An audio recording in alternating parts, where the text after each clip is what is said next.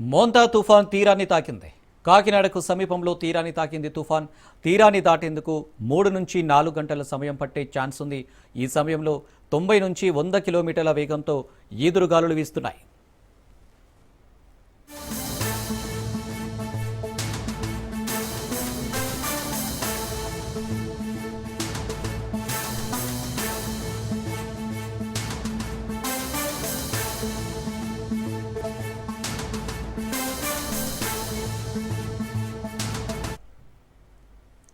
రైట్గా దీనికి సంబంధించి మరిన్ని డీటెయిల్స్ మా ప్రతినిధి దత్తు అందిస్తారు. దత్తు, మోంతా తుఫాన్ ముప్పు ప్రభావం ఎలా ఉండనుంది, ఇంకా ఎంత సమయం పట్టనుంది తీరం దాటడానికి?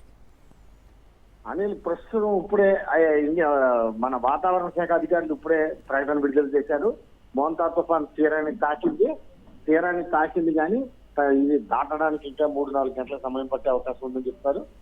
అధికార యంత్రాంగం చెప్తున్న లెక్కల ప్రకారం చూసుకుంటే కనుక ఇది అమలాపురం నుండి మచిలీపట్నం మధ్యలో ఉన్న భాగంలో తీరాన్ని తాకినట్టు చెప్తారు. ప్రస్తుతం అయితే కనుక భీమవరం, అలాగే పాలకొల్లు, పేరుపాలెం వంటి ప్రాంతాల్లో పెద్ద ఎత్తున ఈదు గాలులు వీస్తున్నాయి, బలమైన గాలులు వీస్తున్నాయి.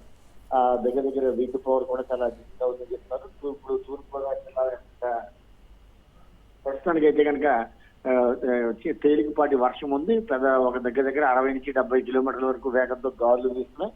ఉప్పాడ తీర ప్రాంతంలో అయితే సముద్రం అల్లకల్లోలంగా మారింది. ప్రజెంట్ మొట్టమొదటి అయితే కనుక కాకినాడ ప్రాంతంలో తీరం దాడుతుందని చెప్పేసి అంతా భావించారు.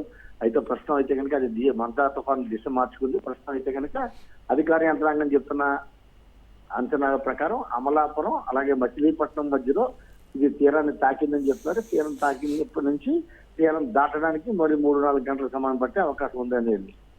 Right Dattu, thank you.